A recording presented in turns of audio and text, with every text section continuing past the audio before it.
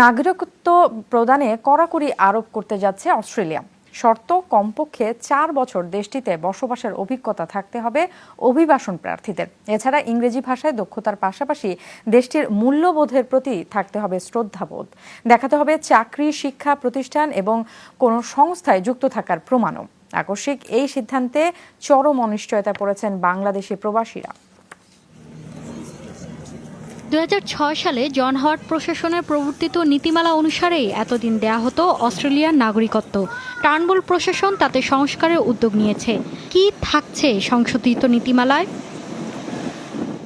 বলা হচ্ছে, নাগরিকত্ব পাবার জন্য দেশটির যে কোনো শহরে থাকতে হবে কমপক্ষে 4 বছর। কঠোর করা হবে ইংরেজি ভাষায় দক্ষতা যাচাইয়ের পরীক্ষা।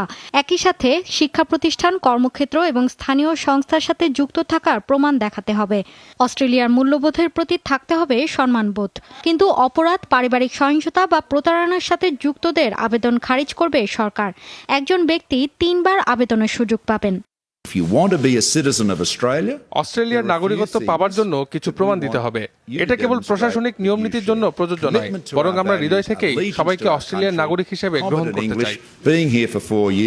সরকারের হঠাৎ নেওয়ার সিদ্ধান্তে চরম অনিশ্চয়তা পড়েছে প্রবাসী বাংলাদেশিরা।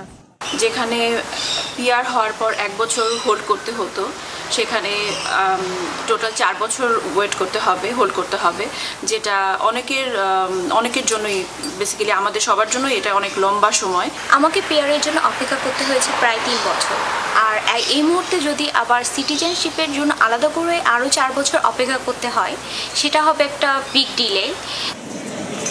2015 সালে বিশ্বের 1,36,572 অভিবাসন প্রার্থীকে নাগরিকত্ব দিয়েছে অস্ট্রেলিয়া। এর 17.5% ভারতীয়। পরের অবস্থানে রয়েছেন ব্রিটিশরা। মৌলি ইসলাম, যমুনা নিউজ।